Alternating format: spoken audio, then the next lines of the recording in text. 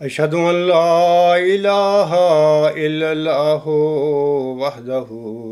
لا شريك له وأشهد أن محمدا عبده ورسوله أما بعد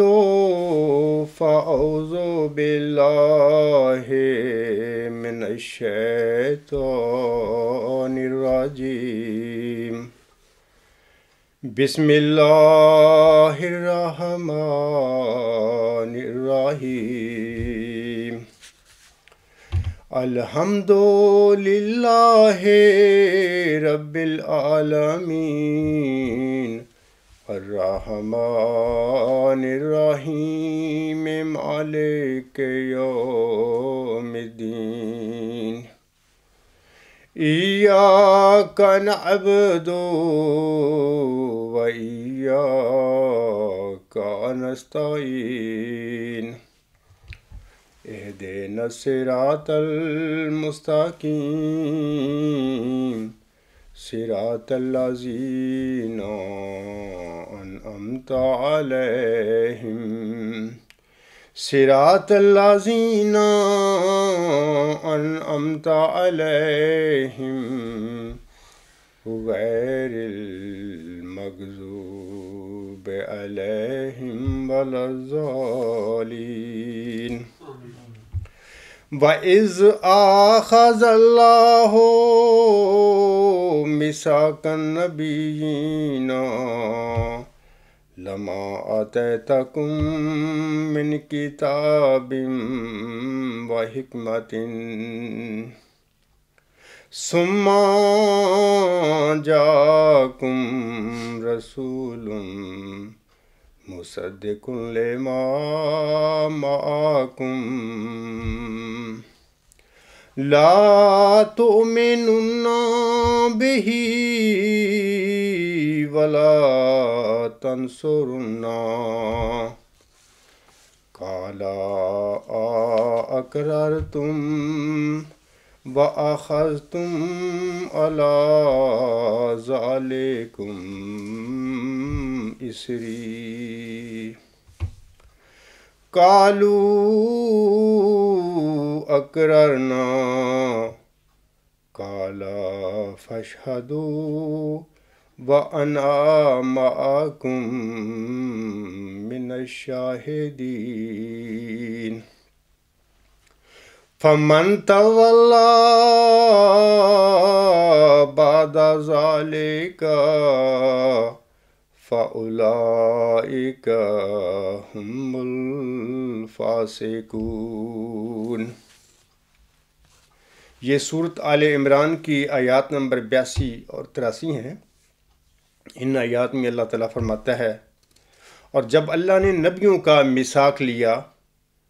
کہ جب کہ میں تمہیں کتاب اور حکمت دے چکا ہوں، پھر اگر کوئی ایسا رسول تمہارے پاس آئے جو اس بات کی تصدیق کرنے والا ہو جو تمہارے پاس ہے، تو تم ضرور اس پر ایمان لے آؤ گے اور ضرور اس کی مدد کرو گے۔ کہا کیا تم اقرار کرتے ہو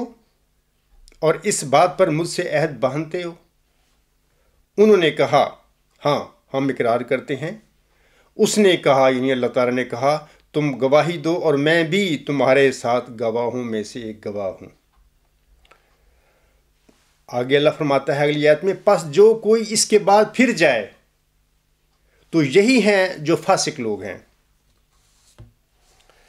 واضح رہے کہ سورت آل عمران کی آیت نمبر 82 میں اللہ تعالیٰ نے جس میثاق النبیین کا ذکر فرمایا ہے، اس میثاق میں اللہ تعالیٰ نے اصلاً اور اولاً تمام نبیوں سے حضرت صلی اللہ علیہ وآلہ وسلم کے بارے میں میثاق لیا ہے کہ وہ اپنی اپنی امتوں کو اس خاتم النبیین کی خبر دے کر اور انہیں تاکید کر کے جائیں کہ جب اس موعود نبی کا ظہور ہو تو اس پر وہ ایمان ضرور لائیں اور اس کی مدد بھی کریں۔ لیکن بالعموم اس میثاق میں تمام انبیاء شامل ہیں، تمام مرسلین شامل ہیں، یعنی وہ مرسلین جو حضرت صلی اللہ علیہ وآلہ وسلم سے پہلے دنیا میں تشریف لا چکے ہیں،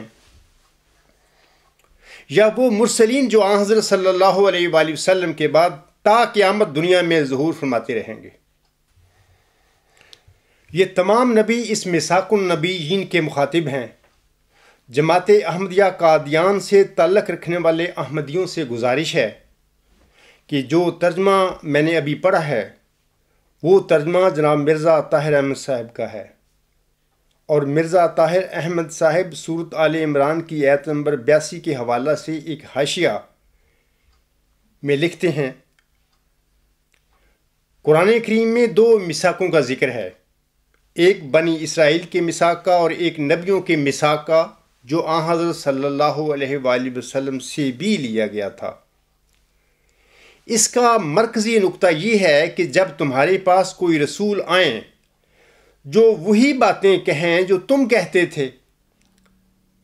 تو اقرار کرو کہ ہرگز ان کا انکار نہیں کرو گے بلکہ تصدیق کرو گے۔ یہاں یہ وضاحت ضروری ہے کہ نبیوں کی طرف تو رسول مبعوث نہیں ہوتے، ان کی قوموں کے پاس رسول آتے ہیں۔ پس یہی مراد ہے کہ اپنی قوم کو نصیحت کرتے رہیں کہ جب بھی تمہارے پاس کوئی رسول آئے جو میرا مصدق ہو تو اس کا انکار نہیں کرنا بلکہ ضرور اس کی مدد کرنی ہے۔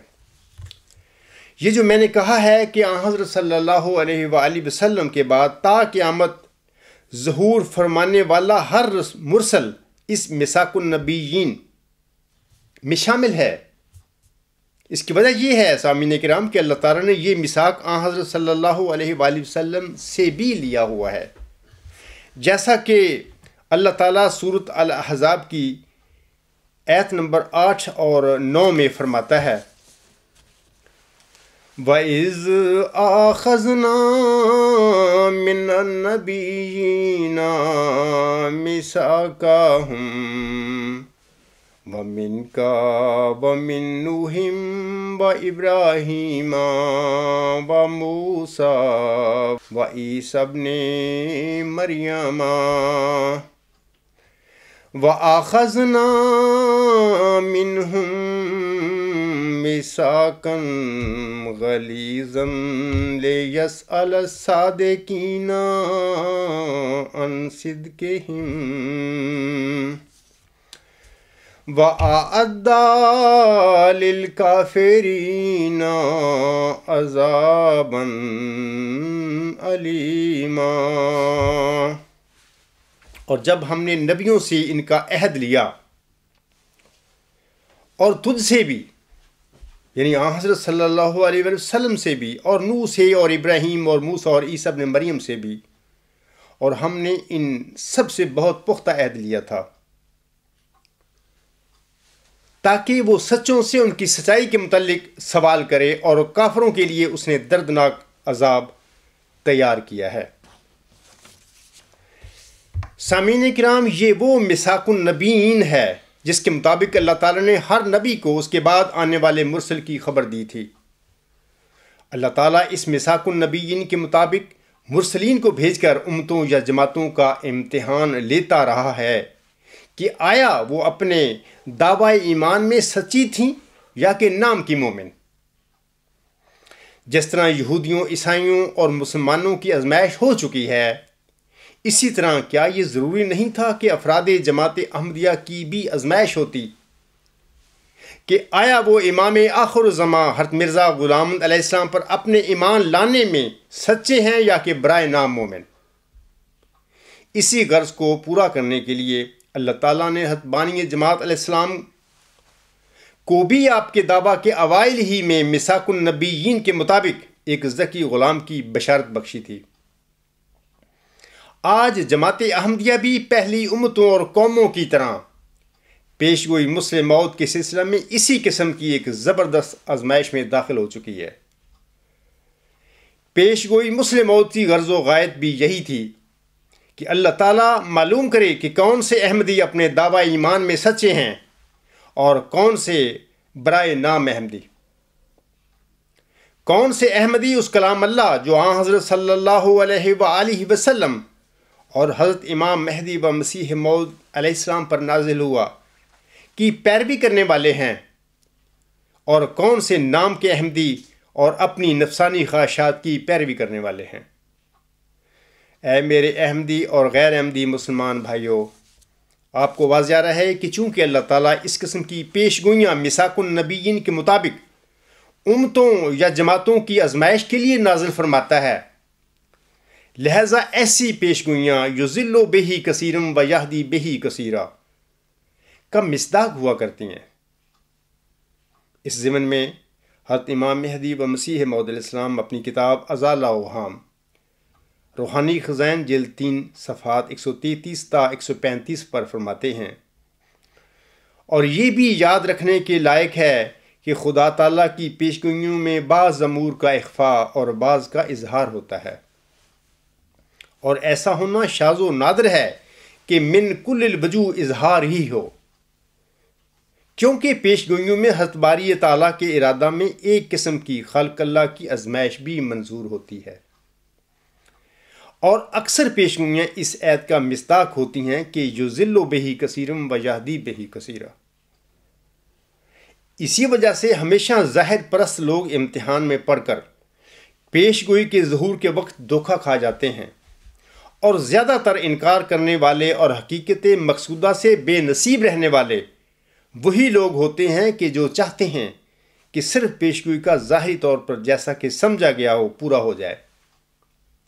حالانکہ ایسا ہرگز نہیں ہوتا۔ مثلا مسیح کی نسبت بعض بائبل کی پیشگوئیوں میں یہ درج تھا کہ وہ بادشاہ ہوگا، لیکن چونکہ مسیح غریبوں اور مسکینوں کی صورت پر ظاہر ہوا، اس لیے یہودیوں نے اس کو قبول نہ کیا، اور اس رد اور انکار کی وجہ صرف الفاظ پرستی تھی کہ انہوں نے بادشاہت کے لفظ کو فقط ظاہر پر محمول کر لیا۔ ایسا ہی حضرت موسیٰ کی توریت میں ہمارے سید و مولا حضرت محمد مصطفیٰ صلی اللہ علیہ وآلہ وسلم کی نسبت یہ پیشگوئی درج تھی کہ وہ بنی اسرائیل میں سے اور ان کے بھائیوں میں سے پیدا ہوگا۔ اس لیے یہودی لوگ اس پیشگوئی کا منشا یہی سمجھتے رہے کہ وہ موعود نبی بنی اسرائیل میں سے پیدا ہوگا، حالانکہ بنی اسرائیل کے بھائیوں سے بنی اسماعیل مراد ہیں۔ خدا تعالیٰ قادر تھا کہ بجائے بنی اسرائیل کے بھائیوں کے بنی اسماعیل ہی لکھ دیتا، تا کروڑہا آدمی ہلاکت سے بچ جاتے، مگر اس نے ایسا نہیں کیا،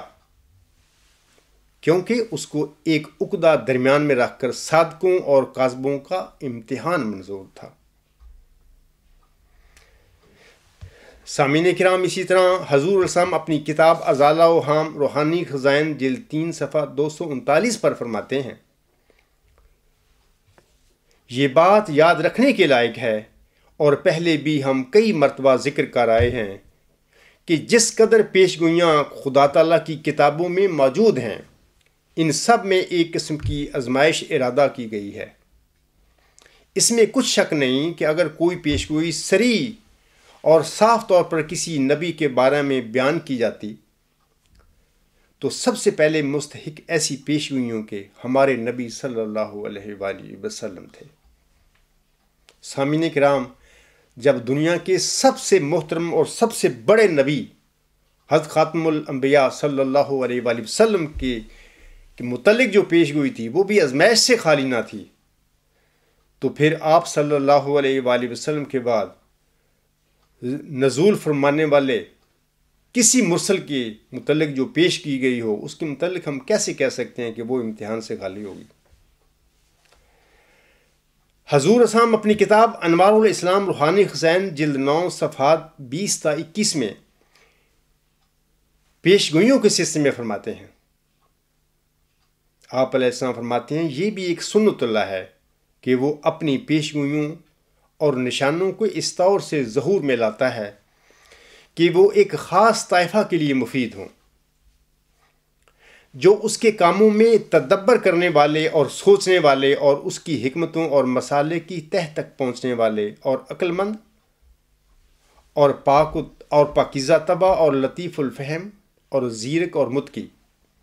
اور اپنی فطرت سے سعید اور شریف اور نجیب ہوں، اور اس طائفہ کو وہ باہر رکھتا ہے جو سفلہ مزاج اور جلد باز اور سطحی خیالات والے اور حق شناسی سے عاجز اور سوء ظن کی طرف جلد جھکنے والے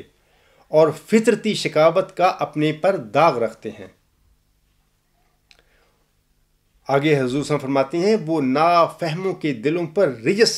ڈال دیتا ہے، یعنی کچھ پردہ رکھ دیتا ہے، تب ان کو نور ایک تاریکی دکھائی دیتا ہے اور اپنی آرزوؤں کی پیروی کرتے ہیں اور ان کو چاہتے ہیں اور سوچنے کا مادہ نہیں رکھتے۔ اور خدا تعالیٰ کی اس فعل سے غرض یہ ہوتی ہے کہ خبیث کو طیب کے ساتھ شامل نہ ہونے دے اور اپنے نشانوں پر ایسے پردے ڈال دے جو ناپاک طبع کو پاکوں کے ساتھ شامل ہونے سے روک دیں، اور پاک طبع لوگوں کا ایمان زیادہ کریں اور علم زیادہ کریں اور معرفت زیادہ کریں، اور صدق و ثبات میں ترقی دیں اور ان کی زیرکی اور حق شناسی دنیا پر ظاہر کریں، اور ان کو اس کسر شان اور بے عزتی سے محفوظ رکھیں جو اس حالت میں متصور ہے کہ جب ایک کج طبع اور سفلہ خیال اور نفس پرست اور نادان ان کی جماعت میں شامل ہو جائے اور ان کے ہم پہلو جگہ لے،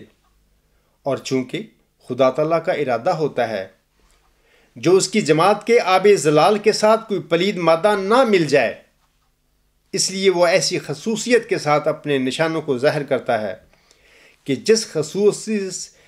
خصوصیت سے غبی اور ناپاک طبع لوگ حصہ نہیں لے سکتے،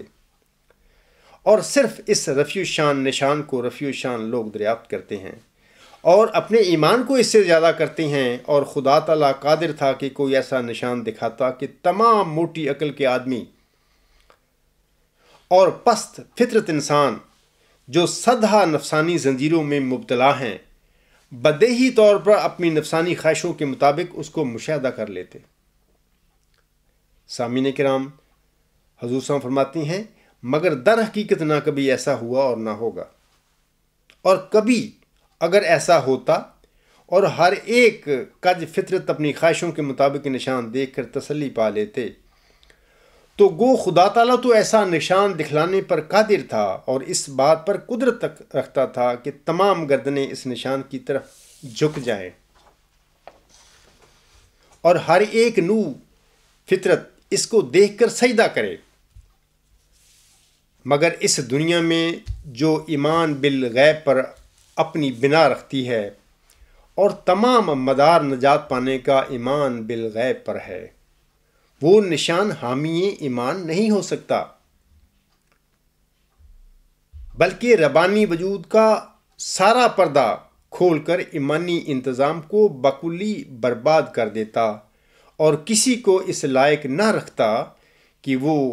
خدا تعالیٰ پر ایمان لا کر ثواب پانے کا مستحق رہے، کیونکہ بدیہات کا ماننا ثواب کا موجب نہیں ہوتا۔ سامعین کرام، خاکسار نے پیشگوئیوں کے سلسلے میں جو حضور صلی اللہ علیہ وسلم کے 3 اقتباسات ابھی پڑھے ہیں، پیشگوئی مسئلہ موت کے سلسلے میں رہنمائی کے لیے یہ اقتباسات کسی متقی احمدی کے لیے کافی ہیں، اور یہ بھی واضح رہا ہے کہ پیشگوئی مسئلہ موت اتنی عام فہم اور سیدھی سادی نہیں تھی جتنی کہ قادیانی خلفاء اور علماء اسے بنا کر آج تک احمدیوں کے آگے پیش کرتے رہے ہیں۔ مثلا نمبر 1، سب سے پہلے تو اللہ تعالیٰ نے اس الہامی پیشگوئی کو اس رنگ میں ملہم پر نازل فرمایا تھا کہ پیروکار تو رہے الگ، بذات خود ملہم بھی الہامی پیشگوئی میں 2 وجودوں کی بشارت کو ایک وجود سمجھے بیٹھے تھے۔ نمبر 2، چونکہ اللہ تعالیٰ نے لڑکے کے لیے تو وضاحت فرما دی کہ وہ لڑکا تیرے ہی تخم سے تیری ہی ذریت و نسل ہوگا، لیکن ملہم نے چونکہ ان دونوں وجودوں کو ایک ہی وجود سمجھا تھا، لہذا پیشگوئی کی اشاعت کے وقت اس نے ذکی غلام کے آگے بریکٹ میں لفظ لڑکا لکھ دیا۔ ملہم کی اس اتحادی غلطی کی وجہ سے ملہم کی اولاد اور دوسرے ظاہر پرست لوگوں کے لیے پیش گئی مسلم موعود میں مزید اشتباہ پیدا ہو گیا۔ نمبر 3، اللہ تعالیٰ نے لڑکے کی طرح ذکی غلام کے بارے میں کچھ وضاحت نہیں فرمائی کہ یہ کون ہوگا اور کب پیدا ہوگا۔ مثلا اگر اللہ تعالیٰ لڑکی کی طرح پیش گوئی مسلم موعود میں ذکی غلام کے متعلق یہ وضاحت فرما دیتا کہ یہ ذکی غلام تیرا کوئی روحانی فرزند ہوگا، تو جناب مرزا بشیر الدین محمود احمد مسلم موعود ہونے کا دعویٰ کبھی نہ کرتے، اور افراد جماعت بھی اس موعود روحانی فرزند کے نزول کا انتظار کرتے۔ لیکن چونکہ ملہم نے ذکی غلام کے آگے بریکٹ میں لفظ لڑکا لکھ دیا تھا، جس سے دھوکہ کھاتے ہوئے بعض جذباتی اور خوشامدی صحابیوں نے 1914 میں ہی مرزا بشیر الدین محمود احمد صاحب کے خلافت کی گدی پر برجمان ہوتے ہی ان کے متعلق مسلم موعود ہونے کے دعوے شروع کر دیے تھے۔ جماعت احمدیہ قادیان میں کچھ جذباتی احمدی اور لکیروں کے فقیر ایسے بھی ہیں جو یہ سمجھتے ہیں کہ پیش گوئی مسلم موعود کے چسپاں کرنے میں اصحاب احمد کس طرح غلطی کر سکتے تھے۔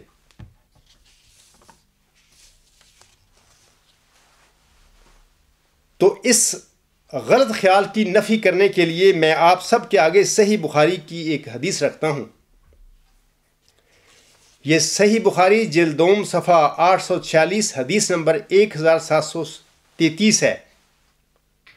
جو کہ اس طرح ہے۔ میں اس کا ترجمہ آپ لوگوں کے آگے پڑھ کر سناتا ہوں۔ پوری حدیث کا ترجمہ میں پڑھتا ہوں۔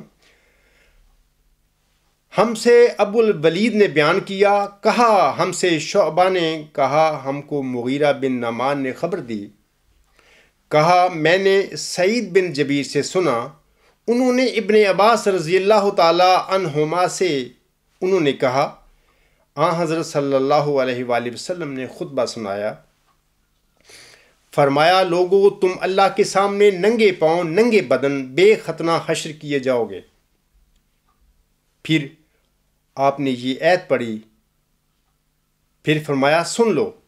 قیامت کے دن ساری خلقت میں پہلے ابراہیم علیہ السلام پیغمبر کو کپڑے پہنائے جائیں گے۔ پھر فرمایا وَإِنَّهُ يُجَاءُ بِرِجَالٍ مِّنْ أُمَّتِي فَيُؤَخَذُ بِهِمْ ذات الشمال، اور میری امت کے کچھ لوگ حاضر کیے جائیں گے، ان کو بائیں طرف یعنی دوزخ کی طرف لے چلیں گے۔ فَأَقُولُ یا رب اصحابی، میں عرض کروں گا پروردگار یہ تو میرے اصحابی ہیں۔ فَيُقَالُ إِنَّكَ لَتَدْرِي مَا أَحَدَّثُوا بَعْدَكَ، جواب ملے گا تم نہیں جانتے تمہارے بعد جو انہوں نے نئی نئی باتیں نکالی تھیں۔ فَأَقُولُ، آنسر فرماتے ہیں فَأَقُولُ كَمَا قَالَ الْعَبْدُ الصَّالِحُ وَكُنْتَ عَلَيْهِمْ شَهِيدًا مَا دُمْتُ فِيهِمْ فَلَمَّا تَوَفَّيْتَنِي كُنْتَ أَنْتَ الرَّقِيبَ عَلَيْهِمْ۔ اس وقت میں وہی کہوں گا جو اللہ کے نیک بندے حضرت عیسیٰ علیہ السلام نے کہا، جب تک ان لوگوں میں رہا ان کا حال دیکھتا رہا، اور جب تو نے مجھ کو وفات دے دی اس کے بعد تجھی کو ان کی خبر ہے۔ فَيُقَالُ إِنَّ هَؤُلَاءِ لَمْ يَزَالُوا مُرْتَدِّينَ عَلَىٰ أَعْقَابِهِمْ مُنْذُ فَرَّقْتَهُمْ، جواب ملے گا جب سے تم ان سے جدا ہوئے اسی وقت سے برابر یہ لوگ ایڑیوں کے بل اسلام سے پھر رہے۔ میں یہاں گزارش کرتا ہوں ان جذباتی اور لکیروں کے فقیر قادیانی احمدیوں کے آگے کہ جب حضرت صلی اللہ علیہ وآلہ وسلم کی وفات کے بعد آپ صلی اللہ علیہ وآلہ وسلم کے صحابی جو رضی اللہ عنہم سے غلطیاں سرزد ہوئیں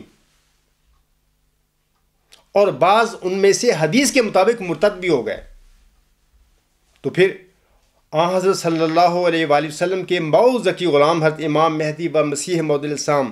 کے صحابیوں کے متعلق ہم یہ کس طرح کہہ سکتے ہیں کہ ان میں سے بعض نے دنیا کی خاطر غلطیاں نہیں کی ہوں گی؟ بڑے افسوس کی بات ہے کہ خلیفہ ثانی صاحب کے دعویٰ مسلم موعود کے سلسلے میں قادیانی خلیفے اور مولوی قرآن کریم اور حضرت امام مہدی و مسیح موعود علیہ السلام کے الہام اور آپ کے فرمودات کو چھوڑ کر آپ کے صحابیوں کی روایتوں کے پیچھے بھاگتے پھر رہے ہیں۔ حالانکہ قرآن کریم حضرت مرزا صاحب السلام کے الہامی کلام اور آپ کی تحریروں کے بالمقابل آپ کے صحابیوں کی روایتوں کو اہمیت دینا اور انہیں مقدم کرنا، کیا یہ ایک سنگین جرم اور گناہ کبیرہ نہیں ہے؟ امت کے مولویوں کی انہی نالائکیوں اور کرتوتوں کی بدولت علامہ اقبال صاحب نے یہ کہا تھا، حقیقت خرافات میں کھو گئی، یہ امت روایات میں کھو گئی۔ یہ واضح رہے کہ مرزا بشیر الدین محمود احمد صاحب کے مسلم موعود ہونے کے دعاوی پہلے صحابیوں نے کیے، اور جناب مرزا بشیر الدین محمود احمد صاحب خلافت کی گدی پر بیٹھ کر 30 سال تک پیش گوئی مسلم موعود کے سلسلے میں احمدیوں کا نفسیاتی مطالعہ کرتا رہا، اور پھر بالآخر 7 اور 8 جنوری 1944 کو ایک طویل نفسانی خواب کی بنیاد پر جھوٹا دعویٰ مسلم موعود کر دیا۔ جماعت احمدیہ قادیان تو پہلے ہی اس کی بیعت میں تھی، لہذا اس طرح پیش کی مسلم موعود آپ قادیانی احمدیوں کے لیے خاص کر ایک بڑا بھاری ابتلا بن گئی۔ خاکسار نے اپنی کتب اور مضامین میں پیش گوئی مسلم موعود کے متعلق ہر رنگ اور ہر جہت سے مفصل روشنی ڈالی ہوئی ہے، اور آپ سب یہ ساری تفصیل وہاں سے پڑھ سکتے ہیں۔ اے میرے بھائیوں، اب آپ کے آگے یہ سوال ہے کہ اگر کسی وقت جماعت احمدیہ میں کوئی مؤ ذکی غلام مسیح الزماں یا مسلم موعود ہونے کا دعوے دار کھڑا ہو جائے تو آپ اس مدعی کے دعوے کو کس قسم کے معیار کے مطابق پرکھیں؟ یعنی ایک سوال ہے یہ۔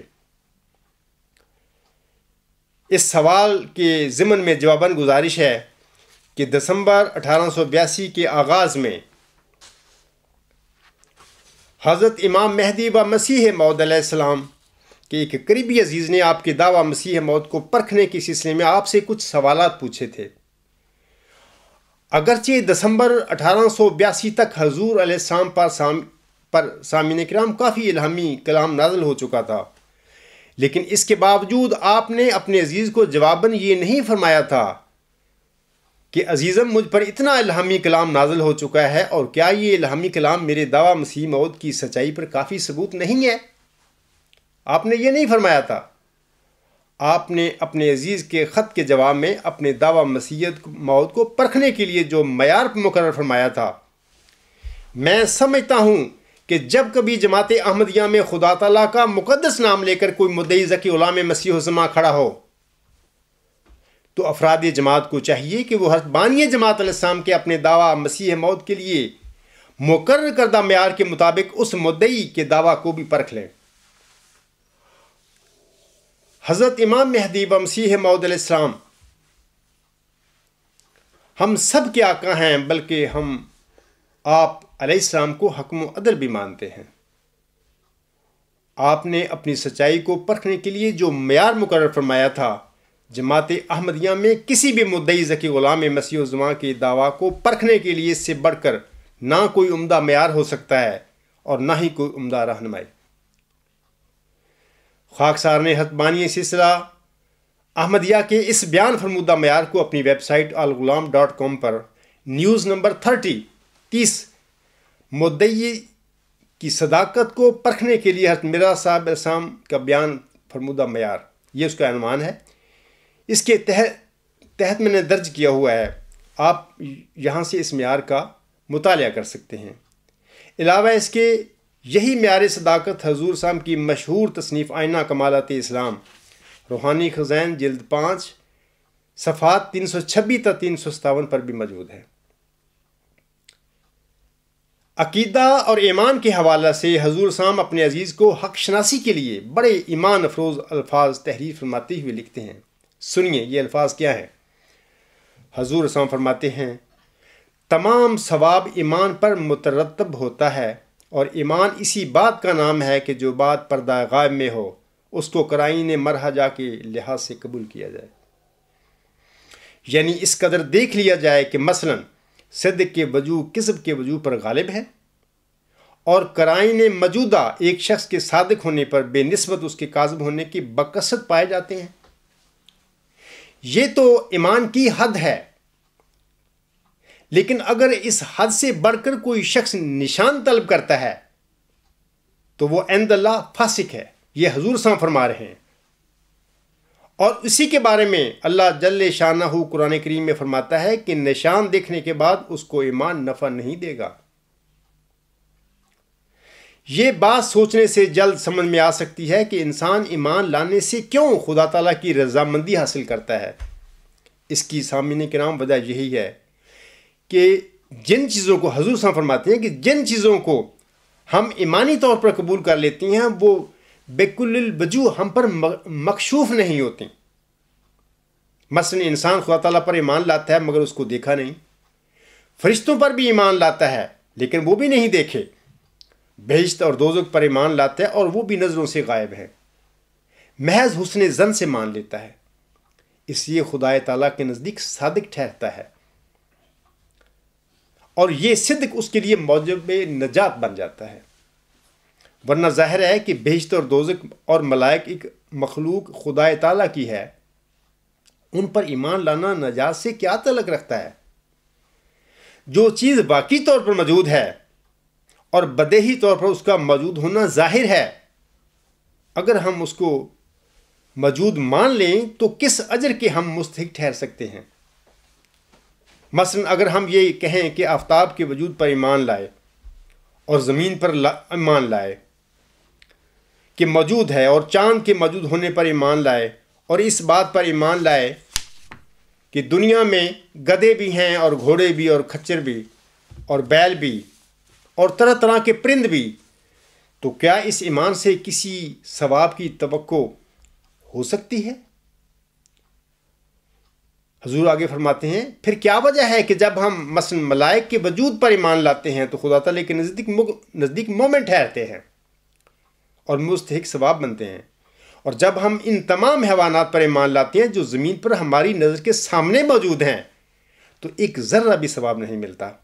حالانکہ ملائک اور دوسری سب چیزیں برابر خدا تعالیٰ کی مخلوق ہے۔ پس اس کی وجہ یہی ہے سامعین کرام، حضور صاحب فرماتے ہیں کہ ملائک پردہ غیب میں ہیں اور دوسری چیزیں یقینی طور پر ہمیں معلوم ہیں،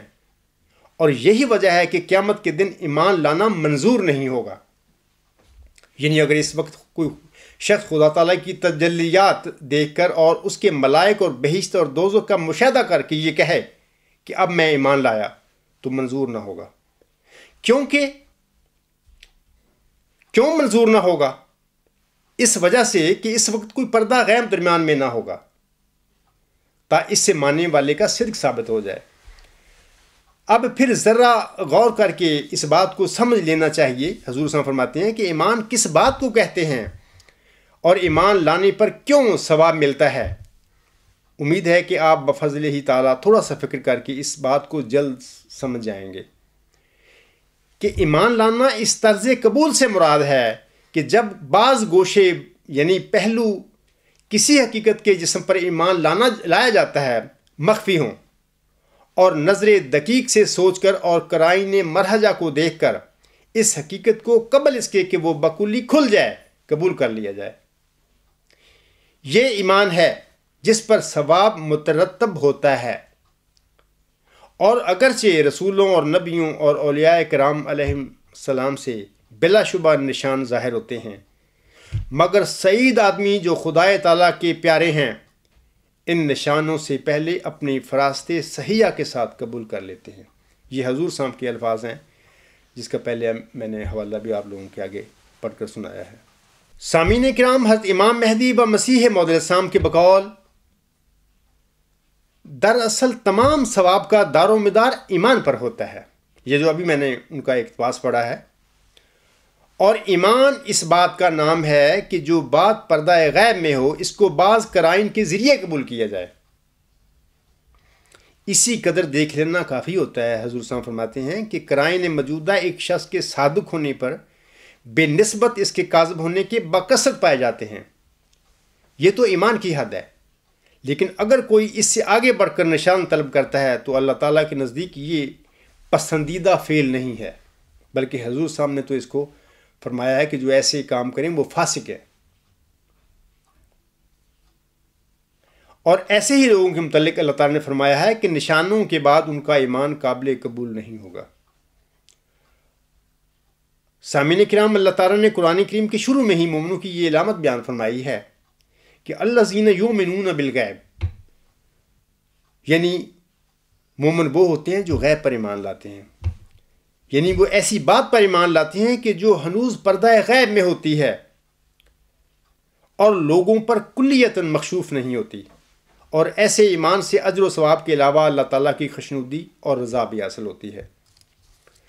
لہذا حق و باطل میں فرق کرنے کے لیے یہی کافی ہوتا ہے کہ چند قرائن جو وجہ تصدیق بن سکیں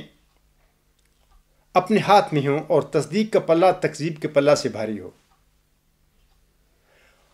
اب میں حضرت امام مہدی و مسیح موعود علیہ السلام کے حوالہ سے چند قرائن کا ذکر کرنا چاہتا ہوں کہ جو اس عجز کے دعاوی موعود ذکی غلام مسیح الزمان یا المصلح الموعود ہونے کی سچائی پر شاہد ہے. حضرت بانی جماعت علیہ السلام اپنی صداقت کے قرائن کے سلسلے میں فرماتے ہیں. یہ قرینہ نمبر 1 ہے حدیث مجددین. حضور اسلام اس ضمن میں اپنی کتاب آئینہ کمالات اسلام روحانی خزائن جلد 5 صفحہ 340 پر فرماتے ہیں: اول وہ پیشگوئی رسول اللہ صلی اللہ علیہ وآلہ وسلم کی جو تواتر مانوی تک پہنچ گئی ہے، جس کا مطلب یہ ہے کہ خدا تعالیٰ نے وعدہ فرمایا ہے کہ ہر یک صدی کے سر پر وہ ایسے شخص کو مبعوث کرے گا جو دین کو تازہ کرے گا اور اس کی کمزوریوں کو دور کر کے پھر اپنی اصلی طاقت اور قوت پر اس کو لے آوے گا. اس پیشگوئی کی روح سے ضرور تھا کہ کوئی شخص اس 14ویں صدی پر بھی خدا تعالیٰ کی طرف سے مبعوث ہوتا اور موجودہ خرابیوں کی اصلاح کے لیے پیش قدمی دکھلاتا. سو یہ عاجز عین وقت پر معمور ہوا. حضور سامنے اپنی صداقت کا پہلا قرینہ حدیث مجددین کو اپنی کتاب آئینہ کمالات اسلام میں رقم فرمایا. اور جماعت احمدیہ میں جو خلفاء جن کو لوگ نافلہ موعود کہتے ہیں وہ یہ کہتے پھر رہے ہیں، ثابت کرتے پھر رہے ہیں تو یہ حدیث ہی جھوٹی ہے. ان لوگوں کو چاہیے کہ استغفار کریں. اور جماعت احمدیہ قادمیان میں وہ لوگ جو ایسے نام نہاد خلیفوں کی اور نافلہ موعودوں کی پیروی کرتے پھریں، ان کو بھی چاہیے وہ استغفار کریں اس گناہ پر. یہ مرزا صاحب صاحب کے الفاظ ہیں، وہ جو فرما رہے ہیں اس حدیث مجددین کے متعلق، بلکہ اپنے دعویٰ کی جو پہلا قرینہ ہے وہ اسی حدیث مجددین پر رکھ رہے ہیں. اور آئندہ بعد میں ان کے بعد ان کے خلفاء نام نہاد کلوانے والے اس حدیث کی جڑ کاٹتے پھر رہے ہیں. انا للہ و انا الیہ راجعون. اے میرے احمدی بھائیوں اور بزرگوں، 15ویں صدی ہجری سے پہلے اگر اللہ تعالیٰ اپنے پیارے نبی صلی اللہ علیہ وآلہ وسلم سے کیے ہوئے اپنے تجدیدی وعدہ کو نہیں بھولا اور وہ اپنے وعدہ کے مطابق دین اسلام کی تجدید کے لیے ہر صدی کے سر پر اپنے کسی بندے کو مبعوث فرماتا رہا ہے، تو پھر یہ کس طرح ممکن تھا کہ وہ 15ویں صدی کے سر پر اپنے وعدہ کو بھول جاتا؟ واضح رہا ہے کہ اللہ تعالیٰ 15ویں صدی میں بھی اپنے وعدہ کو ہرگز نہیں بھولا، اور اس نے حدیث مجددین کے مطابق 10 دسمبر 1983 کو مطابق 1404 ہجری عین 15ویں صدی ہجری کے سر پر ایک مبارک سجدے میں روح القدس کا نزول فرما کر اس عاجز کو احمدیت اور دین اسلام میں پیدا شدہ بدعتوں اور خرابیوں کی اصلاح کے لیے بطور موعود مجدد صدی 15 مبعوث فرما دیا. الحمدللہ ثم الحمدللہ. یہ تو ایک پہلا قرینہ تھا. دوسرا قرینہ حضور اسلام اپنی سچائی کا کیا بیان فرماتے ہیں، سنیے. وہ فرماتے ہیں کہ واحد مدعی کا ہونا اپنے دعوے کے سلسلے میں فرماتے ہیں۔ حضور صاحب اس ضمن میں اپنی کتاب آئینہ کمالات اسلام صفحات 340 اور 341 پر فرماتے ہیں، اس بات کو بھی سوچنا چاہیے کہ جب علماء سے یہ سوال کیا جائے کہ 14ویں صدی کا مجدد ہونے کے لیے بجز اس احکر کے اور کس نے دعویٰ کیا ہے اور کس نے من جانب اللہ آنے کی خبر دی ہے اور ملم ہونے اور معمور ہونے کا دعویٰ کیا ہے، تو اس کے جواب میں وہ بالکل خاموش ہے اور کسی شخص کو پیش نہیں کر سکتے جس نے ایسا دعویٰ کیا ہو۔ اور یہ یاد رکھنا چاہیے کہ مسیح موعود ہونے کا دعویٰ ملہم من اللہ اور مجدد من اللہ ہونے کی دعویٰ سے کچھ بڑا نہیں ہے۔ صاف ظاہر ہے کہ جس کو یہ رتبہ حاصل ہو کہ وہ خدا تعالیٰ کا ہم کلام ہو، اس کا نام من جانب اللہ، خواہ مسیح مسیح ہو اور خواہ مسیح موسیٰ ہو، یہ تمام نام اس کے حق میں جائز ہیں۔ مسیح ہونے میں کوئی اصلی فضیلت نہیں، اصلی اور حقیقی فضیلت ملہم من اللہ اور کلیم اللہ ہونے میں ہے۔ پھر جس شخص کو مکالمہ الہیہ کی فضیلت حاصل ہو گئی اور کسی خدمت دین کے لیے معمور من اللہ ہو گیا، تو اللہ جل شانہ وقت کے مناسب حال اس کا کوئی نام رکھ سکتا ہے۔ یہ نام رکھنا تو کوئی بڑی بات نہیں، یہ حضور صلی اللہ علیہ وسلم کے الفاظ ہیں۔ اے میرے احمدی بھائیوں اور بزرگوں، جیسا کہ میں نے اپنے بعض مضامین میں بھی اس کا ذکر کیا ہے، اور جس ذکی غلام کی خبر حضور صاحب کو الہامی طور پر دی گئی تھی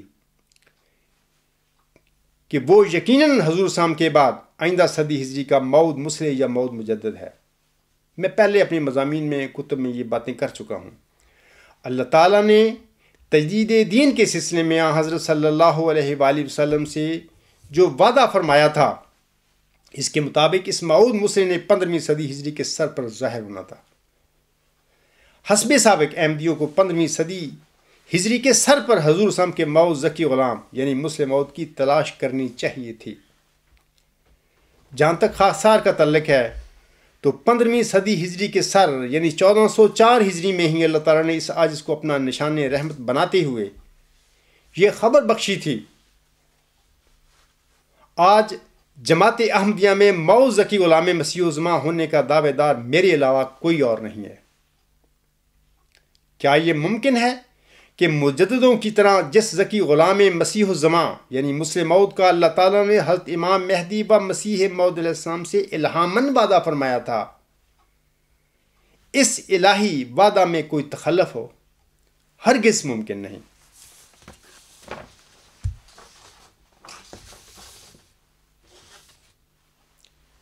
سامعین کرام، اب میرے دعوے کے بعد جماعت احمدیہ میں میری دیکھا دیکھی چند اور احمدیوں نے بھی مجدد ہونے کے دعوے کر لیے ہیں۔ ان میں کچھ بھگوڑے مربی ٹائپ بھی ہیں۔ ان سب سے خاکسار اچھی طرح نبٹ چکا ہے۔ کرینہ نمبر 3 جو ہے حضور سامنے اپنی سچائی کے سلسلے میں پیش کیا تھا اس زمانے میں، وہ یہ ہے کہ بعض اہل اللہ کی گواہیاں۔ حضور صاحب اس ضمن میں اپنی کتاب آئینہ کمالات اسلام صفحہ 347 پر فرماتے ہیں، تیسری علامت اس عاجز کے صدق کی یہ ہے کہ بعض اہل اللہ نے اس عاجز سے بہت سے سال پہلے اس عاجز کے آنے کی خبر دی ہے، یہاں تک کہ نام اور سکونت اور عمر کا حال بتفصیل بتلا دیا ہے، جیسا کہ نشان آسمانی میں لکھ چکا ہوں۔ اے میرے بھائیوں، جیسے کہ حضرت صلی اللہ علیہ وآلہ وسلم نے فرمایا تھا کہ مہدی میری فاطمہ رضی اللہ تعالی عنہا کی اطرت سے ہوگا، اسی لیے امت مسلمہ امام مہدی کا حضرت فاطمہ رضی اللہ تعالی عنہا کی اطرت میں سے پیدا ہونے کی منتظر ہے۔ حالانکہ حضرت امام مہدی علیہ السلام ایک ایسے مغلیہ خاندان میں پیدا ہوئے جس کی طرف امت میں سے کسی کو وہم و گمان بھی نہیں تھا۔ یہی معاملہ اللہ تعالیٰ نے موعود ذکی غلام کے سلسلے میں فرمایا ہے۔ جماعت احمدیہ میں اللہ تعالیٰ نے موعود ذکی غلام کو جس خاندان میں سے چنا ہے، کوئی احمدی اس کے بارے میں سوچ بھی نہیں سکتا تھا۔ ثانیاً یہ کہ اگرچہ اس عاجز کو اپنے پونے 30 سال کی عمر سے پہلے تک اپنے متعلق کوئی مجدد مسلح یا مرسل ہونے کا کبھی خیال تک بھی نہیں آیا تھا،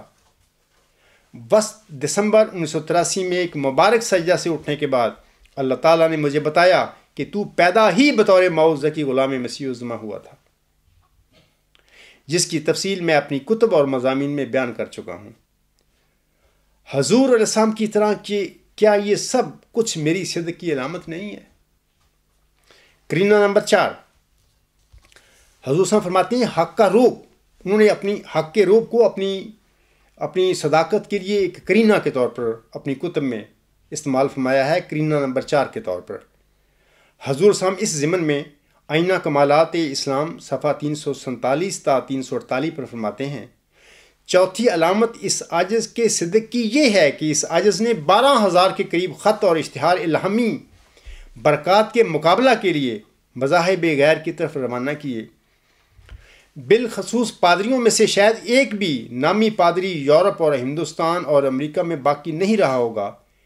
جس کی طرف رجسٹری خط کر کے نہ بھیجا گیا ہو، مگر سب پر حق کا روب چھا گیا۔ اب ہماری قوم کے مولوی لوگ اس دعوت میں نکتہ چینی کرتے ہیں، در حقیقت یہ ان کی دروغ گوئی اور نجاست کھوری ہے۔ مجھے یہ قطعی طور پر بشارت دی گئی ہے کہ اگر کوئی مخالف دین میرے سامنے مقابلہ کے لیے آئے گا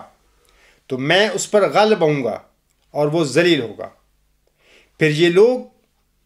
جو مسلمان کہلاتے ہیں اور میری نسبت شک رکھتے ہیں، کیوں اس زمانے کے کسی پادری سے میرا مقابلہ نہیں کرواتے؟ کسی پادری یا پنڈت کو کہہ دیں کہ یہ شخص در حقیقت مفتری ہے، اس کے ساتھ مقابلہ کرنے میں کچھ نقصان نہیں، ہم ذمہ دار ہیں، پھر خدا تعالیٰ خود فیصلہ کر دے گا۔ میں اس بات پر راضی ہوں کہ جس قدر دنیا کی جائیداد یعنی اراضی وغیرہ بطور وراثت میرے قبضہ میں آئی ہے، بحالت دروغ نکلنے کے وہ سب اس پادری یا پنڈت کو دے دوں گا۔ اگر وہ دروغ نکلا تو بجز اس کے اسلام لانے کے میں اس سے کچھ نہیں مانگتا۔ یہ بات میں نے اپنی جی میں جزمن ٹھہرائی ہے اور تہ دل سے بیان کی ہے، اور اللہ جل شانہ کی قسم کھا کر کہتا ہوں کہ میں اس مقابلہ کے لیے تیار ہوں اور اشتہار دینے کے لیے مستعد، بلکہ میں نے تو 12,000 اشتہار شائع کر دیا ہے، بلکہ میں بلاتا تھک گیا، کوئی پنڈت پادری نیک نیتی سے سامنے نہیں آیا۔ میری سچائی کے لیے اس سے بڑھ کر اور کیا دلیل ہو سکتی ہے کہ میں اس مقابلے کے لیے ہر وقت حاضر ہوں۔ یہ حضور صلی اللہ علیہ وسلم کے الفاظ ہیں، اور انہوں نے حق کا روب کو اپنی صداقت کے لیے ایک کرینے کے طور پر عوام الناس کے آگے پیش کیا تھا۔ اے میرے احمدی بزرگوں اور بھائیوں، معوذ ذکی غلام جس نے بطور معود مسلح جماعت احمدیہ میں پیدا ہونا تھا، اپنی بعثت کے بعد سب سے پہلے اس معود کی مخاطب جماعت احمدیہ ہی ہونی تھی، اور یہ بھی واضح رہے کہ آنے والے نے اس انتخابی امامت یا خلافت کے دور میں ہی نزول فرمانا تھا جس کا حضور سامنے اپنے رسالہ الوصیت روحانی خزائن جلد 20 صفحہ 306 حاشیہ میں ذکر فرمایا ہوا ہے۔ اور حضرت بانی جماعت علیہ السلام کی تعلیم اور وصیت کے مطابق آنے والے نے جس خلیفے یا امام کے دور میں نازل ہونا تھا،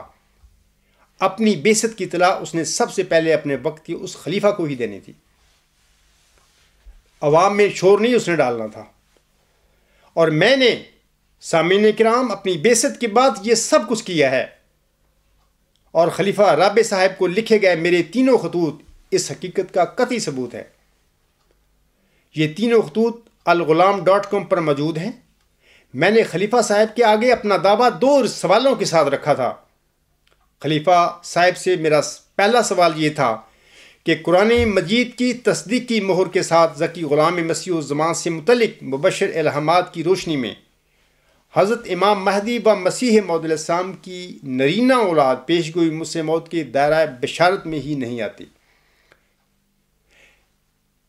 لہذا حضور السلام کے کسی بھی جسمانی بیٹے کا دعویٰ مسلم موعود قطعی طور پر غلط ہے۔ دائرہ بشارت میں نہیں آتی سے مراد میری یہ ہے کہ جیسے مسیح عیسیٰ ابن مریم جو موسی مریم کے گھر میں بن باپ پیدا ہوا تھا، وہ اس پیش گوئی مسیح عیسیٰ ابن مریم جو آنس نے امت کے لیے آگے بیان فرمائی اس کے دائرہ بشارت میں نہیں آتا. وہ تو آیا 2000 سال پہلے، وہ اپنی طبعی زندگی گزار کر فوت ہو گیا، وہ تو آتا ہی نہیں اس دائرہ بشارت میں. ایسے ہی حضرت امام مہدی و مسیح موعود السلام کی جو جسمانی اولاد ہے وہ اس پیشگوئی مسلم موت کے دائرہ بشارت میں نہیں آتی. یہ قطعی طور پر ایک حقیقت ہے اور اس کو دنیا کا کوئی شخص بھی جھٹلا نہیں سکتا. دوسرا سوال میرا یہ تھا خلیفہ صاحب کے آگے، ورچوئس گاڈ، نیکی کا یہ اعلیٰ ترین تصور، سپریم الٹیمیٹ یونیورسل کنسپٹ.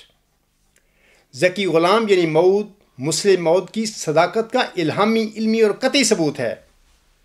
اور اسے کوئی بھی باشعور اور صالح فطرت انسان جھٹلا نہیں سکتا. وہ جو کتابچے دونوں، ایک کتابچہ میرا جو پہلا سوال سے متعلق ہے، میں نے اپنے ہاتھ کے لکھا ہوا ابھی بھی میرے پاس موجود ہے، اگر کوئی دیکھنا چاہے تو میرے پاس آ کر دیکھ سکتا ہے. اور دوسرا ورچوئس گاڈ ایک پرنٹڈ کتابچہ تھا. یہ دونوں کتابچے میں نے مارچ 1993 میں یا اپریل کے شروع 1993 میں جناب خلیفہ رابع صاحب کے آگے بھیجے تھے. میں نے خلیفہ صاحب سے کہا تھا کہ اگر کوئی انسان متذکرہ بالا دونوں باتوں کو غلط ثابت کرنے میں کامیاب ہو گیا تو خاکسار ایسے شخص کو مبلغ 10 لاکھ روپے پاکستانی بطور انعام پیش کرے گا. میں ایسے شخص کو اس رقم کی پیشگی گارنٹی دینے کو تیار ہوں. میں نے خلیفہ رابع صاحب کے آگے انہی کے اشعار پیش کر انہیں اپنے صدق کا مصدق بناتے ہوئے ان سے پوچھا تھا کہ اگر آپ کے اشعار کے سلسلہ میں خاکسار کی تشریح غلط ہے تو آپ مجھے اور دنیا کو بتائیں کہ آپ نے اپنے اشعار کس سیاق و سباق میں کہے تھے. لیکن اس عجز کے دعویٰ اور سوالوں کے آگے خلیفہ رابع صاحب کی زبان پر تالا لگ گیا تھا. اپنی بیٹی کی طلاق کے بعد وہ اس عجز سے اتنا مرعوب ہو چکے تھے کہ نہ ان کی زبان ساتھ دے رہی تھی اور نہ ہی ان کی ٹانگیں ساتھ دے رہی تھی. خلیفہ رابع صاحب کے وفات کے بعد دسمبر 2003 میں خاکسار نے اپنا دعویٰ کھلے عام احمدیوں، غیر احمدیوں اور سب دنیا کے آگے رکھ دیا. یہ ہوتا ہے طریقہ کار ایک سچے خدا کے بھیجے ہوئے انسان کا کہ اس پر فرض تھا جماعت احمدیہ میں آنے والے مسلم موعود کے لیے کہ وہ اس وقت کا جو خلیفہ ہے جو بھی ہے وہ سیدھی راہ پر ہے، غلط راہ پر ہے. سیدھی راہ پر ہوتا تو اس کے آنے کی کیا ضرورت تھی؟ اس کو سب سے پہلے مخاطب کرتا، اس کے آگے اپنا دعویٰ رکھتا، نہ کہ لوگوں کے آگے اپنی اس بات کو عوام الناس میں پھیلاتا. اور 2003 میں خلیفہ رابع صاحب کے وفات کے بعد میں نے فی زمانہ جو میڈیا کی سہولیات اس عاجز کو میسر ہیں، خاکسار نے ان کی مدد سے جہاں تک ہو سکا ہے میں اپنے دعویٰ اور سچائی کے دلائل سے دنیا کو آگاہ کر رہا ہوں. اب تو حضرت امام مہدی و مسیح موعود السلام کی طرح میں بھی مخالفین کو بلاتے سامعین کرام تھک گیا ہوں. کوئی قادیانی، کوئی لاہوری، کوئی غیر احمدی یا دنیا کا کوئی عالم نیک نیتی سے میرے مقابلے پر نہیں آیا. آؤ لوگو کہ یہی نور خدا پاؤ گے، لو تمہیں طور تسلی کا بتایا ہم نے. آزمائش کے لیے کوئی نہ آیا ہر چند، ہر مخالف کو مقابل پہ بلایا ہم نے. اے میرے احمدی بھائیوں اور بزرگوں، حضرت امام مہدی و مسیح موعود السلام کی سچائی کی طرح میری سچائی کے لیے اس سے بڑھ کر اور کیا دلیل ہو سکتی ہے کہ میں اس مقابلے کے لیے ہمہ وقت حاضر ہوں. کرینہ نمبر 5، الہامی علوم میں غلبہ جو تھا حضور اسلام کے پاس، اس کو بھی انہوں نے اپنا صداقت کے لیے کرینہ کے طور پر عوام الناس کے آگے پیش کیا تھا. حضور اسلام ضمن میں آئینہ کمالات اسلام 348 صفحہ پر فرماتے ہیں، 5ویں علامت اس عاجز کے صدق کی یہ ہے کہ مجھے اطلاع دی گئی ہے کہ میں ان مسلمانوں پر بھی اپنے کشفی اور الہامی علوم میں غالب ہوں. ان کے ملہموں کو چاہیے کہ میرے مقابل پر آویں، پھر اگر تائید الہی میں اور فیض سماوی میں اور آسمانی نشانوں میں مجھ پر غالب ہو جائیں تو جس قارد سے چاہیں مجھ کو ذبح کر دیں، مجھے منظور ہے. اور اگر مقابلہ کی طاقت نہ ہو تو کفر کے فتوے دینے والے جو الہاماً میرے مخاطب ہیں، یعنی جن کو مخاطب ہونے کے لیے الہام الہی مجھ کو ہو گیا ہے، پہلے لکھ دیں اور شائع کرا دیں کہ اگر کوئی خارق عادت امر دیکھیں تو بلا چون و چراں دعویٰ کا منظور کر لیں گے. اے میرے احمدی بھائیوں اور بزرگوں، ایک مبارک سجدہ جس کا میں اپنی کتاب غلام مسیح الزماں کے مقدمہ میں ذکر کر چکا ہوں، اس سجدہ سے اٹھنے کے بعد اللہ تعالیٰ نے مجھے بتایا تھا، یہ 10 دسمبر 1983 کی بات ہے، اللہ تعالیٰ نے مجھے بتایا تھا ہم تجھے اپنی جناب میں رجسٹر کرتے ہیں اور تجھے ہم خاص علم دیں گے اور اس میں تو ہمیشہ غالب رہے گا، وغیرہ وغیرہ، اور بہت ساری باتیں تھیں، یہ بات بھی اس میں تھی۔ اپنے آقا کی طرح میں نے علم میں لاجواب کرنے کی یہ الہی بشارت سامعین کرام اور یہ الہی وعدہ جناب خلیفہ رابع صاحب کے دور میں ان کے آگے بھی رکھا تھا، اور آج جماعت احمدیہ کے آگے بھی موجود ہے۔ مذہبی اعتبار سے میرے ایسے ان پڑھ انسان کا ایک عالموں کی جماعت کے آگے اتنا بڑا چیلنج کیا نفسانی دھوکہ ہو سکتا ہے؟ ہرگز نہیں۔ اس عاجز کی دعویٰ مئو ذکی غلام مسیح الزماں کے ابطال اور جناب خلیفہ ثانی صاحب کے دعویٰ مسلم موت کے اسبات کے لیے جماعت احمدیہ قادیان کے خلفاء اور علماء کا میرے مقابلے پر نہ آنا، اس بات کا کیا قطعی ثبوت نہیں ہے کہ میں صادق ہوں اور میں وہی ہوں جس کی اللہ تعالیٰ نے حتمانی جماعت الاسلام کو 20 فروری 1886 کی الہامی پیش گوئی میں یہ بشارت دی تھی؟ وہ بشارت یہ تھی، میں تجھے ایک رحمت کا نشان دیتا ہوں اسی کے موافق جو تو نے مجھ سے مانگا، سو میں نے تیری تضرعات کو سنا اور تیری دعاؤں کو اپنی رحمت سے بپایا قبولیت جگہ دی، اور تیرے سفر کو جو ہوشیار پور اور لدھیانے کا سفر ہے تیرے لیے مبارک کر دیا، سو قدرت اور رحمت اور قربت کا نشان تجھے دیا جاتا ہے، فضل اور احسان کا نشان تجھے عطا ہوتا ہے، اور فتح اور ظفر کی کلی تجھے ملتی ہے۔ خاکسار 22 فروری 1997 کو خلیفہ رابع صاحب کو لکھے گئے اپنے دوسرے خط، جس کا حوالہ یہ ہے کہ غلام مسیح الزماں جو کتاب ہے اس کا 92 صفحہ ہے، وہاں پر میں لکھتا ہوں، اے میرے سید، معذرت کے ساتھ عرض کرتا ہوں کہ جب اللہ تعالیٰ اس طرح اپنے کسی بندے پر اپنے فضل کے متعلق اتمام حجت کر دے تو پھر وہ بندہ فضل باری تعالیٰ کا کس طرح انکار کرے؟ انسان کی دنیاوی زندگی بہت مختصر اور عارضی ہے، اس میں لوگوں سے ڈرنے کی بجائے اللہ تعالیٰ سے ڈرنا چاہیے۔ میری نظر میں وہ انسان بہت بد نصیب ہے جو جھوٹ بول کر کوئی عزت حاصل کرنا چاہتا ہے، ایسی عزت سے وہ گمنامی لاکھوں درجے بہتر ہے جس میں جھوٹ کی آمیزش نہ ہو۔ مزید برآں یہ بھی عرض کرتا ہوں کہ اگر کوئی انسان یہ بات ثابت کر دے کہ غلام مسیح الزماں پہلے ظاہر ہو چکا ہے، یعنی اس عاجز سے پہلے، تو میں آپ کو یہ لکھ کر دیتا ہوں کہ مجھے آپ کسی بھی جگہ صلیب پر چڑھا دینا، کیونکہ میں جھوٹی زندگی سے مرنے کو بہتر سمجھتا ہوں۔ میں یہ الفاظ نعوذ باللہ تکبر کے ساتھ نہیں لکھ رہا، بلکہ اس لیے لکھ رہا ہوں تاکہ سچائی کا خون نہ ہو۔ لیکن افسوس کہ جناب خلیفہ رابع صاحب اپنی زندگی میں خاموش رہ کر میرے دعویٰ کے سلسلے میں سچائی کا خون کر کے گئے ہیں، اور کر بھی وہ سیکھتے تھے جس قسم کی ان کے خیالات تھے۔ اے میرے احمدی بھائیوں اور بزرگوں، یہ تو 5 وہ قرائن میں نے بیان کیے ہیں جو 14ویں صدی ہجری کے مجدد اور مجدد الفاخر حضرت امام مہدی و مسیح موعود علیہ السلام اپنے وقت میں اپنے دعویٰ کی سچائی کے لیے بطور ثبوت انہوں نے یہ پیش کیے تھے قرائن۔ آج آپ کا مئو ذکی غلام آپ کی دعا کی قبولیت کے نتیجے میں احمدیوں، غیر احمدیوں اور باقی سب دنیا کے آگے اپنے دعویٰ کی سچائی کے حق میں کچھ مزید قرائن بھی پیش کرتا ہے،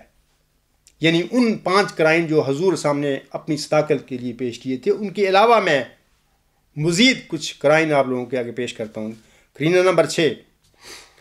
سامعین کرام، واضح رہے کہ کسی پیش گوئی کے متعلق کسی غلط عقیدے یا غلط دعویٰ کو جھٹلانے کی توفیق انہی لوگوں کو ملا کرتی ہے جو بذات خود اس پیش گوئی کے مصداق ہوتے ہیں۔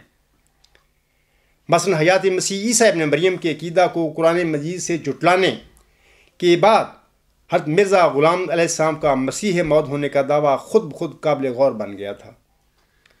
اسی طرح آج آپ کے مئو ذکی غلام کے وقت میں بھی کچھ ایسا ہی معاملہ ہے۔ قرآن کریم اور ذکی غلام کے متعلق مبشر الہامات کی روشنی میں جب خلیفہ ثانی صاحب کا دعویٰ مسلم موعود قطعی طور پر غلط ثابت ہو گیا ہے تو پھر وہ موعود ذکی غلام جس کا الہامی پیشگوئی میں ذکر موجود ہے آخر کوئی انسان تو ہے،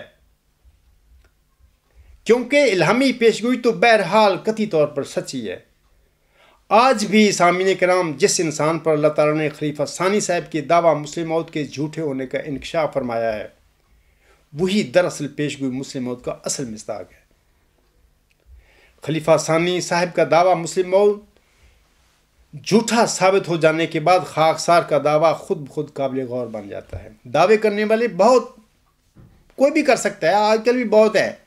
لیکن جس کے ہاتھوں اللہ نے یہ کام کروایا ہے اصل میں پیشگوئی مسلم موعود کا وہی حقیقی اور اصل مصداق ہے۔ قرینہ نمبر 7،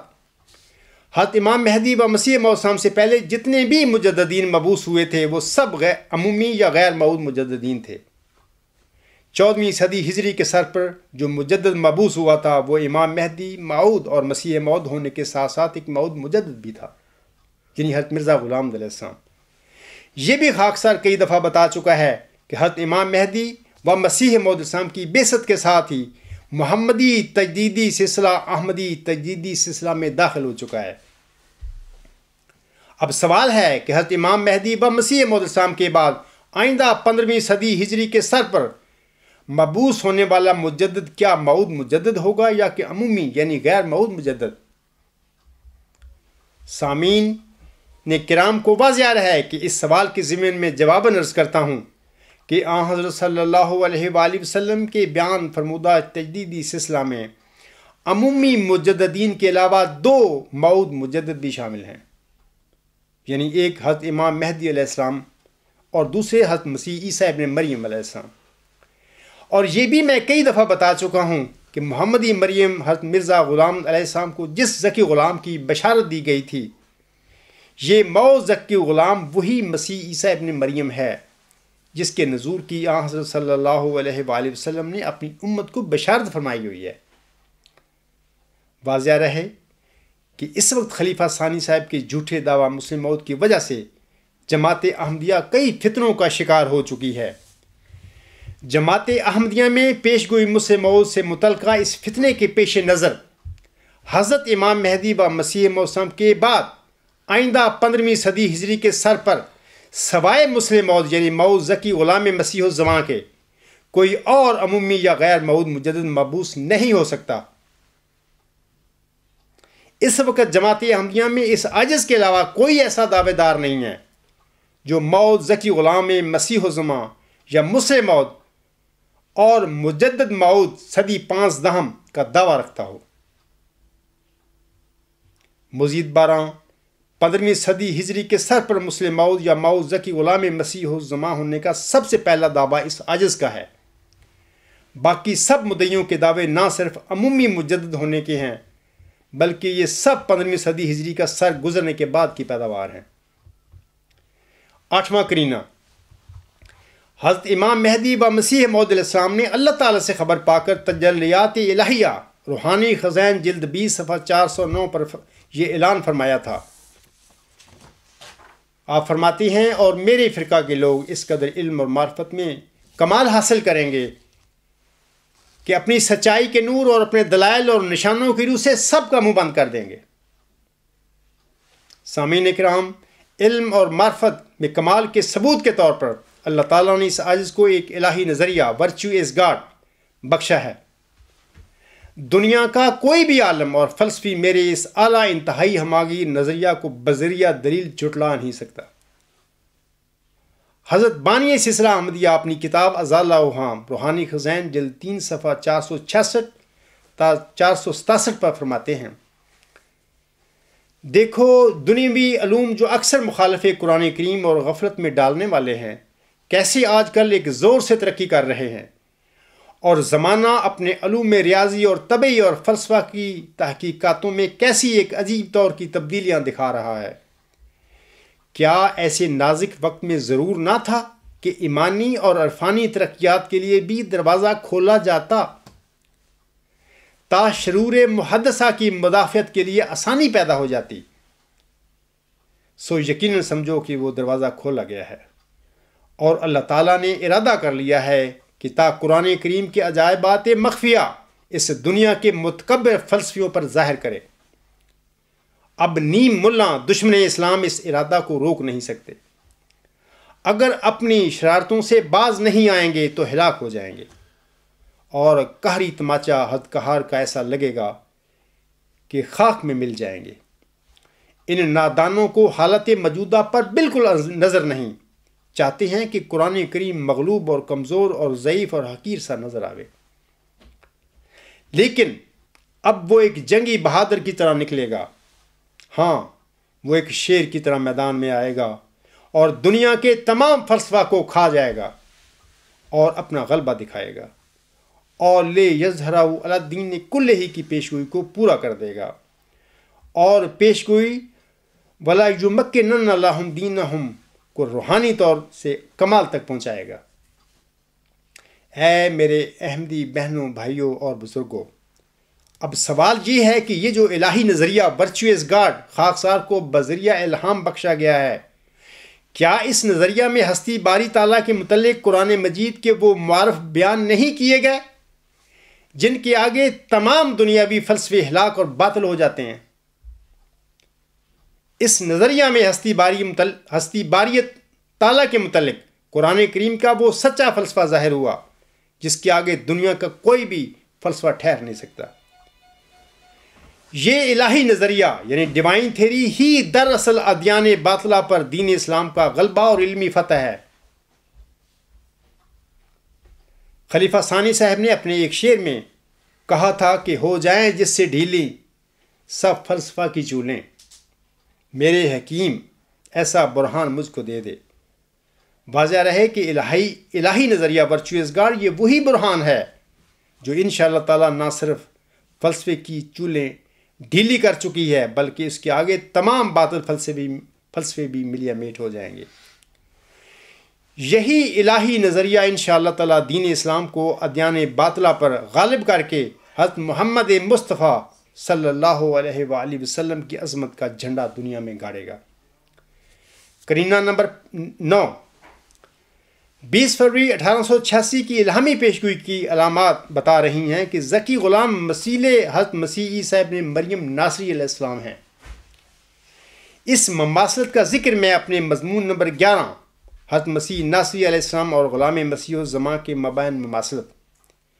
میں تفصیلاً کر چکا ہوں۔ اپنے حالات و واقعات کے لحاظ سے اللہ تعالیٰ نے میری ہر لحاظ سے حضرت مسیح عیسیٰ ابن مریم علیہ السلام سے مماثلت ثابت کر دی ہے۔ می توان شد یہودی می توان شد مسیح کے محاورے کے مطابق آج جماعت احمدیہ کے کرتا دھرتا نہ صرف یہودی نما بلکہ ان سے بھی 2 قدم آگے بڑھ چکے ہیں۔ آج جماعت احمدیہ کے کرتا دھرتا لوگوں کا یہودی نما بن جانا بھی اس عاجز کی صداقت پر کیا ایک محکم قرینہ نہیں ہے؟ قرینہ نمبر 10، سامعین کرام، ہر زمانے میں انبیاء اور مصلحین کا ان کے دعوی کے بعد اخراج اور مقاطعہ ہوا ہے۔ یہ ہتھ کنڈے کفار کے مومنین کے خلاف ہوتے ہیں۔ مذہبی دنیا میں ایک مثال بھی ایسی نہیں مل سکتی کہ کسی برگزیدہ نبی اور مصلح نے دعویٰ کیا ہو اور اس کے ماحول کے مذہبی پنڈتوں اور دکانداروں نے اس کا اخراج اور مقاطعہ نہ کیا ہو۔ اگر کوئی ایسا مصلح ہوتا یا ہونا چاہیے تھا تو وہ صرف حضرت صلی اللہ علیہ وآلہ وسلم ہوتے، کیونکہ بچپن سے ہی آپ کے بدترین دشمنوں نے بھی آپ صلی اللہ علیہ وآلہ وسلم کی صداقت اور امانت کی گواہی دے رکھی تھی۔ حضرت امام مہدی و مسیح موعود السلام پر آپ کے دعاوی کے بعد پہلے کفر کا فتویٰ لگا، بعد ازاں اخراج از اسلام کے ساتھ آپ کا اور آپ کے اصحاب کا مقاطعہ بھی کیا گیا۔ انبیاء اور مصلحین کی اسی سنت کے مطابق آج میں بھی اور میرے اہل و عیال اور میرے دیگر اصحاب بھی سچائی کی خاطر محمودی نظام کی اخراج اور مقاطعہ کی المناک سزاؤں سے گزر رہے ہیں، یا میں کہہ سکتا ہوں کہ محمودی مارشل لا سے گزر رہے ہیں۔ جماعت احمدیہ میں جو انہوں نے لگایا ہوا ہے۔ اور سامعین کرام، کیا یہ بھی اس عاجز کی صداقت کے لیے ایک قرینہ نہیں ہے؟ پختہ ہوتی ہے اگر مصلحت اندیش ہو عقل، عشق ہو مصلحت اندیش تو ہے خام ابھی، بے خطر کود پڑا آتش معمود میں عشق، عقل ہے محو تماشائے لب بام ابھی۔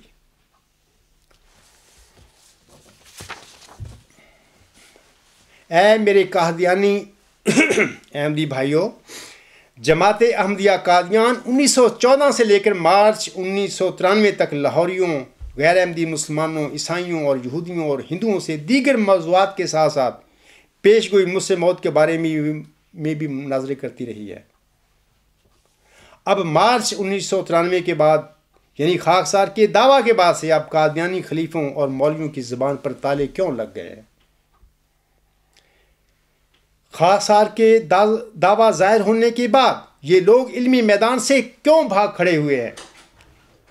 اب یہ لوگ حضرت میاں محمد بخش رحمۃ اللہ علیہ کی اس شعر کا مصداق بنے بیٹھے ہیں، اور امر واقعہ یہ ہے کہ ان کے لیے یہی اللہ تعالیٰ کی پکڑ اور گرفت ہے۔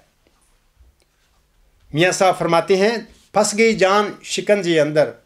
جیوں ویلن نو گنا، رو نو کو ہن رو محمد ہن رمے تے منا۔ اے قادیانی بھائیوں، آپ کے مولوی کم و بیش ایک صدی مخالفین سے پیش گوئی مسلم موت کے متعلق مناظرے کرتے رہے ہیں۔ اب اللہ تعالیٰ نے پیش گوئی مسلم موت کے اصل مصداق کو میدان میں لا کھڑا کیا ہے۔ اب اپنے مولویوں سے کہیں کہ اس کے مقابلہ کے لیے میدان میں اتریں۔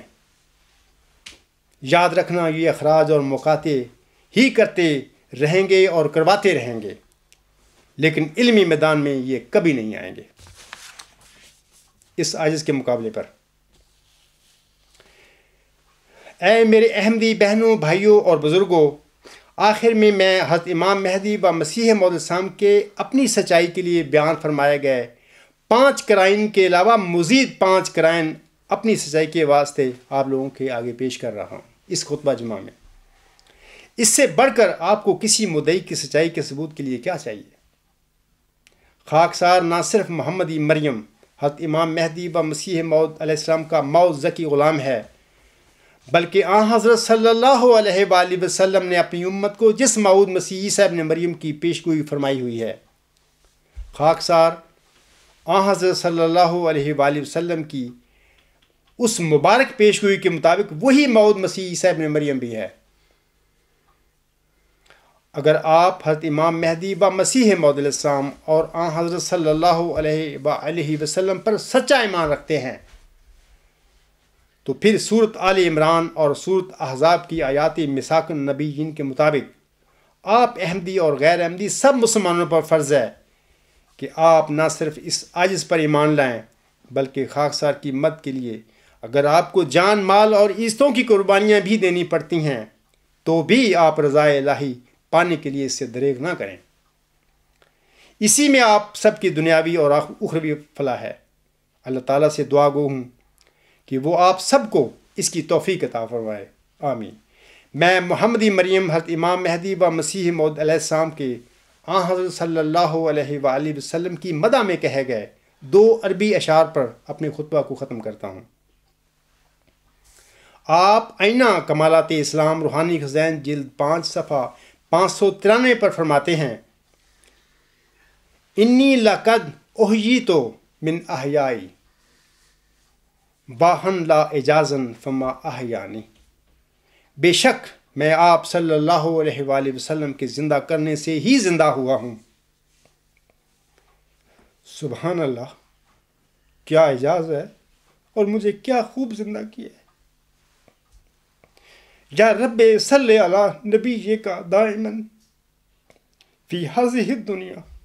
و باسن ثانن۔ اے میرے رب، اپنے نبی صلی اللہ علیہ وآلہ وسلم پر ہمیشہ درود بھیجتا رہے، اس دنیا میں بھی اور دوسری دنیا میں بھی۔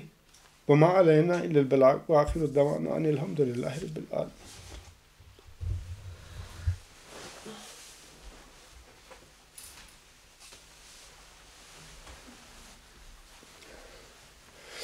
الحمد للہ الحمدللہ نحمدہ ونستعینہ ونستغفرہ ونؤمن بہ ونتوکل علیہ ونعوذ باللہ من شرور انفسنا ومن سیئات اعمالنا